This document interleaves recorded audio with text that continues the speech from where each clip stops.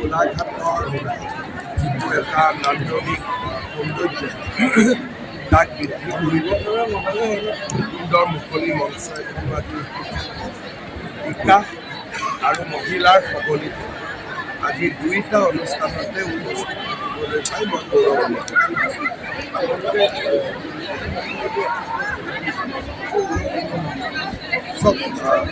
কথাটো হ'ল এনেকুৱা যে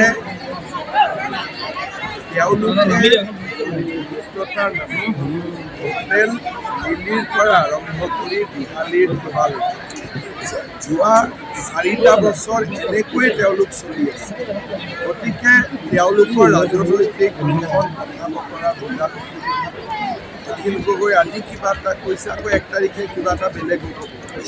সেইকাৰণে যিদিনাখন কিবা এটা ফাইনেল হ'ব সিদিনাখনে কমেণ্ট দিয়া আগতে কমেণ্ট দিলে কমেণ্টটো এনেই যায়, কাৰণ মূল উদ্দেশ্যটোৱে নোহোৱা হৈ যায়, তো কমেণ্টটোও নোহোৱা হৈ যায়। সেইকাৰণে মই ভাবোঁ যে 31 তাৰিখে কিবা এটা ক'লেও আপোনালোকে বিশ্বাস কৰিব নালাগে। মনোনয়ন পত্ৰ দিয়াৰ শেষ দিনটোৰ শেষ ঘণ্টালৈকে আপোনালোকে তেওঁলোকৰ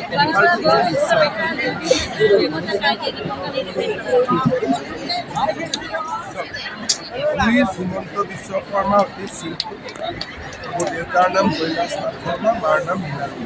কিমানে সাধাৰণ মানুহ, দেউতাটো আৰু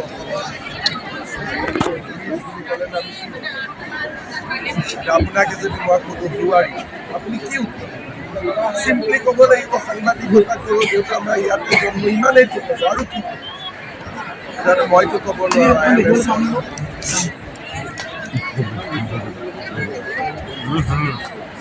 অকপয় মই আগবঢ়োৱা খালি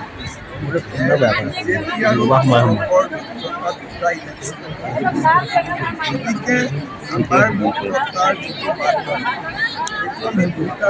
যিটো চিটৰ তাৰতম্য হ'ব পাৰে।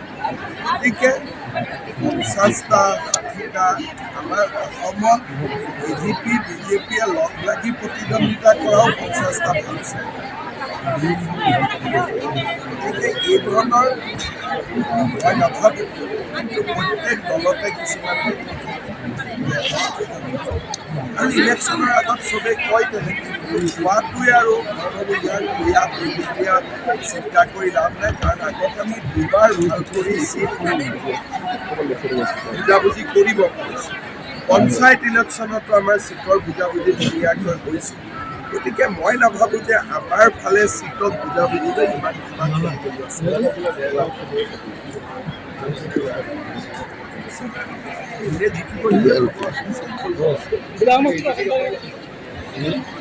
দখলত আছে কাৰ দখলত নাই বেলেগ কথা, যোনে জিকিব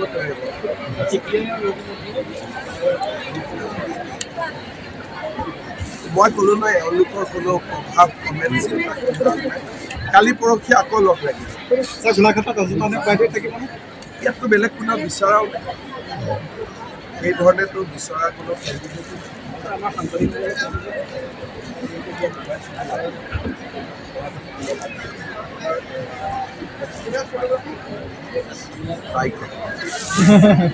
মই মনত ৰাখি থাকোঁ যাৰ যাৰ কোৱালিফিকেশ্যন আছে আপগ্ৰেডেশ্যনটো কেনেকুৱা যে আজি কোনোবাই 10 পাছ কৰিলে, কালি কোনোবাই UGC নৰ্মছ কৰিলে, সেইটো এবাৰতে শেষ হৈ যোৱা বস্তু নহয়। প্ৰত্যেক বছৰতে নতুন নতুন মানুহ কোৱালিফাই হৈ থাকে আৰু তেওঁলোক জইন কৰি থাকে। ই এটা প্ৰক্ৰিয়াৰ মাজেৰে প্ৰত্যেক বছৰে হৈ থাকে। কাৰণ আজি মোৰ UGC নাই, অহাকালি UGC চৰকাৰেতো লগে লগে কৰি নিদিয়ে, অলপ কাগজ একেলগে খাব দিব, একেলগে 100-150 জনৰ কৰিব। গতিকে সম্ভাৱনাৰ কথা এইটোৱে প্ৰক্ৰিয়াৰ মাজেৰে হৈ থাকে। सर कल जो महाराष्ट्र के उप मुख्यमंत्री जो एक्सीडेंट हुआ है, तो ममता बनर्जी ने कहा कि ये थोड़ा संदेहजनक है। ये मैंने शरद पवार जी का भी स्टेटमेंट देखा और शरद पवार जी ने बोला है कि ऐसा मृत्यु को लेके ऐसा भ्रम फैलाना उचित नहीं। तो मेरा इतना ही होगा, ममता बनर्जी शरद पवार जी का स्टेटमेंट पढ़े और राजनीति में कुछ सीखें। तो आप जो मियाँ मियाँ करते हैं ना, तो विरोधी उससे संतुष्ट नहीं है, वो तो ये क्या संतुष्ट नहीं होने का क्या बात है? तो बांग्लादेश से जो लोग आए हैं वो लोग अपने आप को ही मियाँ बोलते हैं। मैं तो वो नाम नहीं दिया है, वो तो खुद ही वो नाम लिया है। तो वही लोग खुद बोला है कि हमें मियाँ बोलिए। मियाँ कविता लिखा है, मियाँ पोएम लिखा है, ये नाम थोड़े मैंने दिया। अपोजिशन में बोलता है कि वो लोग तो मियाँ मियाँ ही करते हैं। अरे मैं अगर मियाँ मियाँ करूँ, वो भी असमिया असमिया करे, आपत्ति क्या है? Assam is under the invasion। মানে বৰ্তমান অসম আক্ৰমণকাৰীৰ লক্ষ্য হৈ পৰিছে। আৰু সুপ্ৰিম কোৰ্টৰ জাজমেণ্টতে কৈছে যে বাংলাদেশৰ পৰা এই লোকসকলে আহি অসমখনক আক্ৰমণ কৰি আছে। এইটোতো মোৰ ভাষা নহয়, এইটো সুপ্ৰিম কোৰ্ট অফ ইণ্ডিয়াৰ ভাষা যে অসমত মিয়া ইমান সোমাইছে।